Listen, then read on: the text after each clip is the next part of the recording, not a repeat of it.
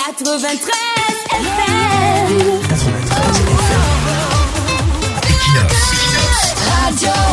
Bonjour, récente attaque de Boko Haram, au moins 12 militaires tués et plus de 26 blessés. Les rares Camerounais qui se sont intéressés à cette horreur sont déjà passés à autre chose, sans avoir même cherché à comprendre ce qui s'est réellement passé, sans avoir cherché les causes lointaines et immédiates de ce drame. Aucune réflexion nationale pour prévenir de tels drames qui s'inscrivent dans une certaine continuité. On attend seulement d'être surpris par d'autres attaques. Que s'est-il réellement passé cette nuit du 25 mars au point de perdre jusqu'à 12 soldats au moins selon les chiffres officiels? Une semaine après, nous avons pris le temps d'aller auprès des sources fiables et nous avons désormais une idée globale de ceux qui ont attaqué, la nature et l'ampleur des attaques, le mode opératoire et la logistique utilisée.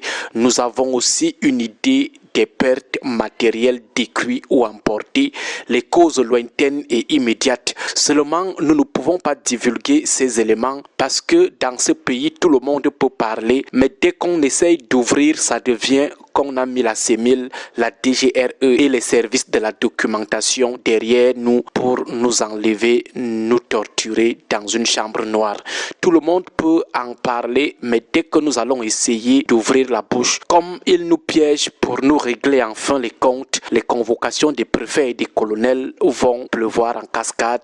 Ils diront enfin le gibier est tombé dans notre piège, menace à la sûreté de l'État est montée, tentative de déstabilisation des groupes au front est descendue. Dès que ça va venir d'Equinox, ça sera immédiatement un bon plat pour le CNC et pour ceux qui le manipulent dans l'obscurité. Néanmoins, nous avons aussi une nation à sauver, des soldats et des populations à sauver. Ces soldats qui meurent au front, tués de manière lâche par des bandes terroristes, sont avant tout nos enfants, nos petits frères et nos petites sœurs. Donc, ne serait-ce qu'au nom de cela, nous allons quand même donner quelques indices de ce qui s'est passé la nuit du 25 mars. D'abord, ceux qui parlent du retour de Boko Haram dans l'extrême nord racontent des bêtises. Retour veut dire que Boko Haram était d'abord parti, ce qui est faux, car depuis 2010, Boko Haram est toujours actif dans la zone.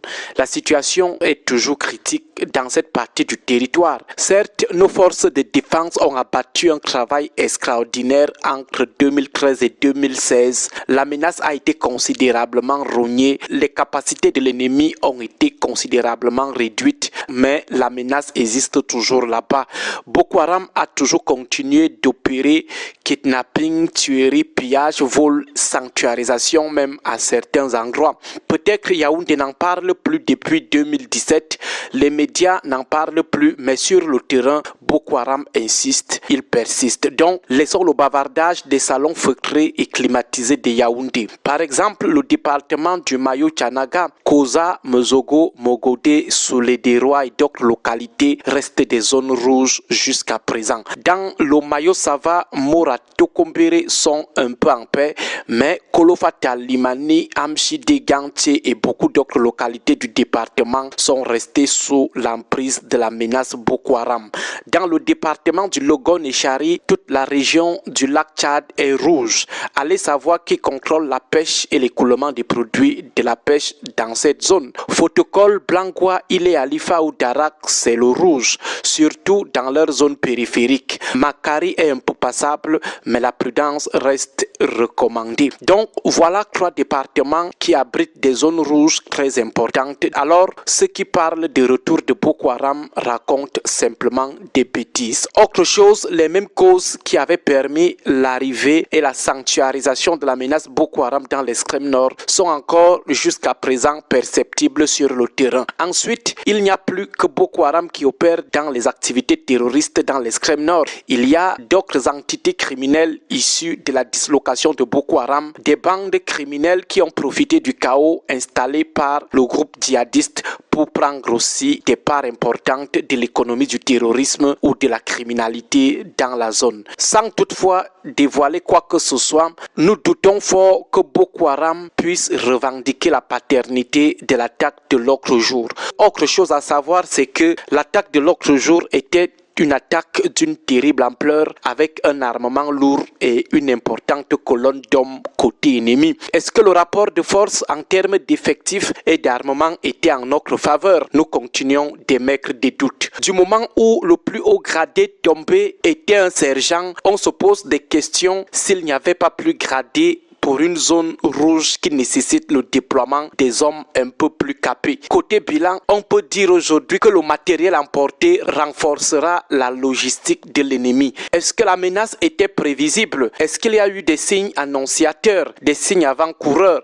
Nous pouvons dire oui. Tout comme nous pouvons dire qu'il y a de fortes chances que des attaques de cette ampleur ou d'ampleur plus importante se fassent ressentir dans cette zone du lac Tchad dans les prochains mois. Autre chose, c'est que c'est une base de la force multinationale qui a été attaquée, mais curieusement, ce ne sont que des soldats camerounais qui sont tombés. Est-ce à dire que ce ne sont que les Camerounais qui sont restés dans cette coalition des militaires du Tchad, du Niger, du Nigeria et du Cameroun? Mais ce que nous savons, c'est que le Nigeria n'a jamais eu un intérêt particulier à collaborer avec le Cameroun pour sécuriser ses frontières avec notre pays parce qu'il estime qu'il n'a pas grand-chose à protéger là-bas. Donc, depuis le départ, le Cameroun se bat quasiment seul sur cette ligne. De même, récemment, le bébé maréchal a menacé de retirer ses soldats de la force multinationale mixte.